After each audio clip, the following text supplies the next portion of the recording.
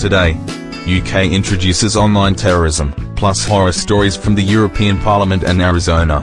Your host is Rick Falkvinger, and this is Liberties Report. This report is presented by Private Internet Access. Good evening and welcome to Liberties Report Week 42. You'll remember how we've talked about the UK before and how you can get 5 years in prison for not decrypting something that the police merely claim is encrypted if they play the terrorist card. A new term was introduced in the United Kingdom this week: online terrorism. Apparently, terrorism no longer needs a physical component to it, much less one of, violence for political gain, which used to be the definition of terrorism.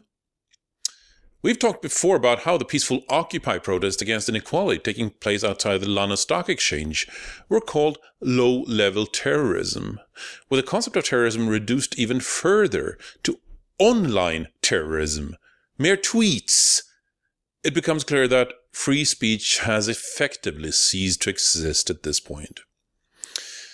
Free speech, after all, means the freedom to dissent. Nobody ever needed constitutional guarantees to publicly agree with the policies of the current regime.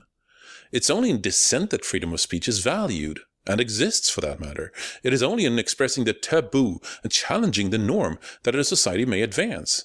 A society that clamps down on freedom of speech does not only doom its citizens, it dooms itself to stagnation and navel-gazing. Freedom of speech is not so much an individual right as it is a collective benefit. And this freedom of speech is what UK Justice Secretary Chris Grayling now wants to jail people for 2 years over. So-called online terrorism. The bigger problem here isn't that policymakers in the UK are digital illiterates who are behaving like drunken elephants trumpeting about in a porcelain factory. The bigger problem is that all policymakers are. The most dangerous policymakers aren't those who don't know anything about a subject. They will ask around until they feel they know what they need to know to make informed legislation on the subject. Alright, it may be a problem if only corporate lobbyists are there to answer those questions, but that's a separate problem.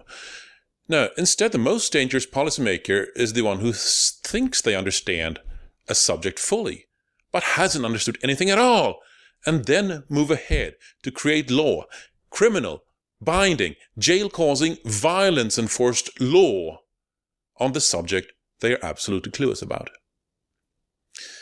It wasn't until I started working in the European Parliament that I understood how bad it really is on this subject.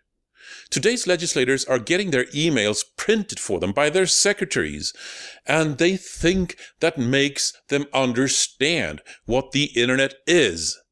That's not even funny. That's just dangerous, plain dangerous. And there's no way to tell them otherwise, because they're not even aware of their blind spot, much less the Beethovesian size of it. It's no longer okay to not understand how the internet works, as Joshua Kopstein wrote at Motherboard in the SOPA debate. Yet our policymakers keep talking about the same things: energy, healthcare, defense, that have been rehashed over and over for the past 50 years, and are completely blind to the enormous disruption that is happening with the internet decentralization, not to mention its latest version, blockchain technology, which underlies Bitcoin today and which will underlie incorporation, land registry, stock markets, and equity tomorrow. Let's take another example of just how bad laws can get. Specifically, let's go to Arizona and look at Arizona's H.R. 2549. That was a bill intended to combat violent threat that happened online. There were already laws covering threats over the phone, but for some reason those laws didn't cover correspondence online. The bill would make it punishable by 25 years in prison to annoy somebody online. Yes, annoy was specifically listed as a criminal act. This is more than most civilized countries hash out for murder.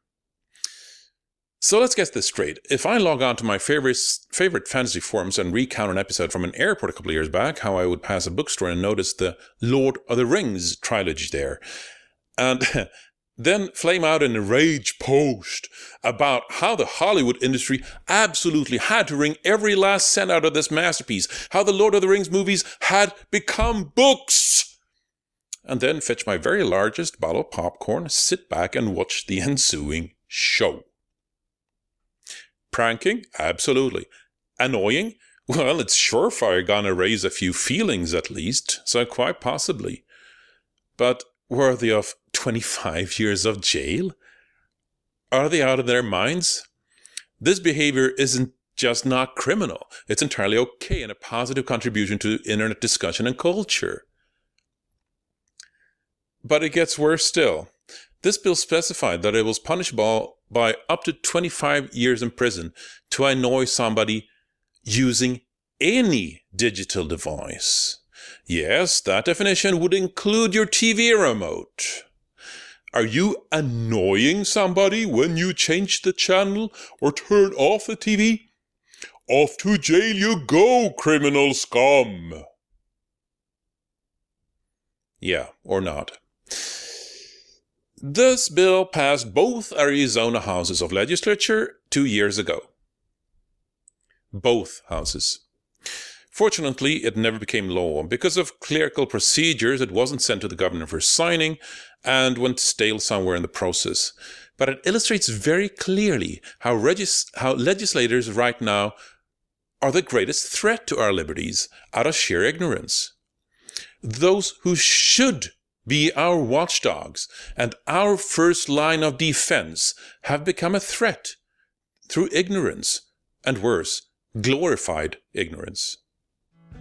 I'm Rick Falkvinge, and this is Liberties Report. Visit our sponsor, Private Internet Access. Good night. This report is presented by Private Internet Access. Liberties Report is produced using exclusively free software.